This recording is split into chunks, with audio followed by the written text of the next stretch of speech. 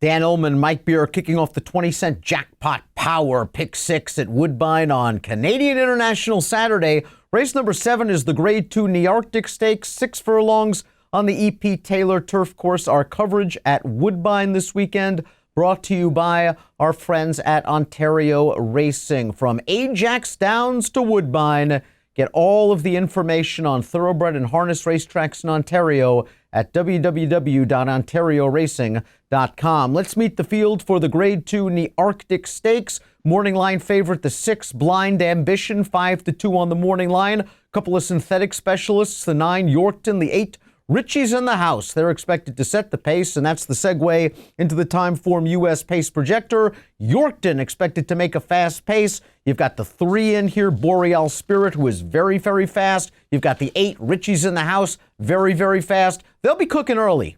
Yeah, a lot of speed in this race. It could set up very well, actually, for that Cassie favorite, Admiralty Pierre.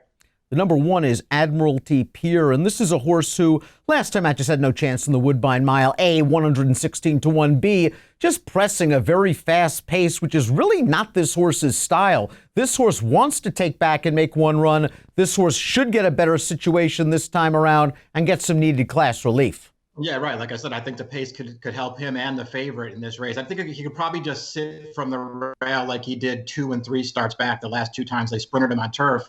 I thought his play king was fine, Dan. He had a shot at it, not quite good enough. I didn't think he got a great trip off the layoff back in July. Coming from last, according to Timeform US, is the 2 looking to strike, and I think this horse has some upset possibilities. He's done well going route to sprint in the past. As a late-running sprinter, he's very versatile. He can win on synth. He can win on turf. He can win going long. He can win going short. Last time out, he was in a pretty tough field at Presque Isle Downs, the runner-up coming back to finish second in the Grade 3 Durham Cup with a 94 buyer. Yeah, I don't care about that race all that much, although he is a really good synthetic horse. His race 2 back was pretty good where he only missed by a nose. He should be closing at the end. Boreal Spirit, the number 3, has found his form in his last 2 races, sprinting on the weeds at Woodbine. Let's go back to his most recent start, an allowance race where Boreal Spirit went right to the front, cuts the corner, and is all out to last. The 5th place finisher of this race came back to run second in the Bold Venture with a 94 buyer. He's in good form. He's facing other speeds.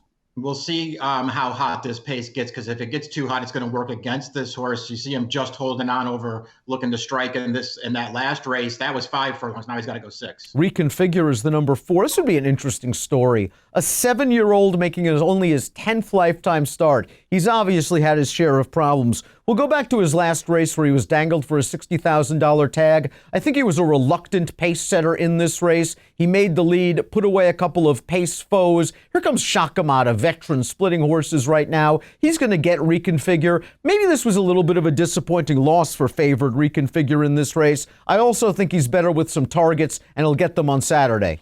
Yeah, I think maybe all those things are true. We'll see if he can just up his game a little bit, because I think he has to. In each of his last 2 starts, it felt like he had a real chance to win both. He didn't win either, and he was really no match for Blind Ambition 2 starts back. We saw City Boy just hold third in that video when behind Shakamat and Reconfigure, and that's been kind of the story of this horse's career. 6 times second from 15 lifetime starts, has not won a race in over 2 years. He's going to need some hitting up front.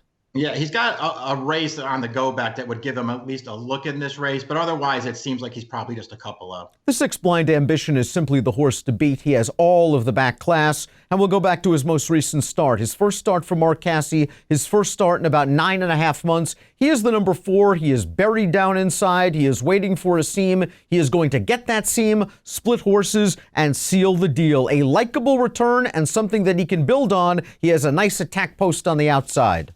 Yeah, I just think he's way the horse to beat in here again. That first race off the layoff and first start for Cassidy last time, I mean, they could have put him on the lead. He broke very sharply from the gate, but they decided to rate. I thought all things, even though he had a lot of room in the stretch, he won that race very easily. European Invader number 7, Woody Creek, gets in light as a 3-year-old filly taking on the boys at 110 pounds.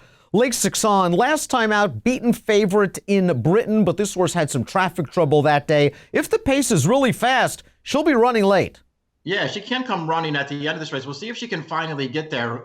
3 starts in a row earlier this year where she just missed. We'll see if she can get there first this time. Richie's in the house, just a likable horse. He's won 12 of 17 lifetime, 10 of 13 on the synth, scored off a mini layoff last time out at odds on at Presque Isle Downs. I think he's a better horse on synth than turf, although the jury's still out. He's 2 for 3 lifetime on the grass. He's got to deal with Yorkton early.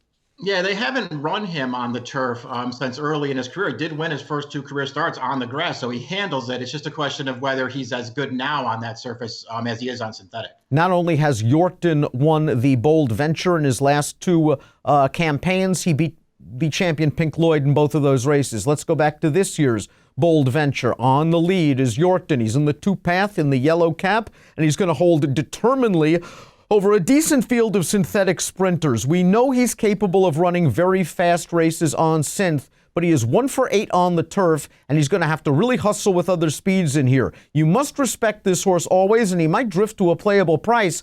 If this race was on synthetic, I'd pick him on top. Yeah, he'd be really hard to beat on synthetic. He's better on that surface, but it's worth pointing out that he ran great in this race last year. He can handle turf and run a fast race on this surface too. So he is a dangerous horse. Top picks for the Grade 2 Nearctic Stakes. I think we both agree that Blind Ambition's the one they're all going to have to take down. You're going with Admiralty Pier, 6-1 on the morning line, dropping in class, dropping in distance. And if you throw out the Woodbine Mile, his races are dotted with ones that are fast enough to win this. Yeah, that's what I like. I like that he can get a good trip in this race. And I actually really prefer him as a turf sprinter, Dan. I'm not way against the favorite in here, but I'll take a shot with Admiralty Pier. I'm at 169.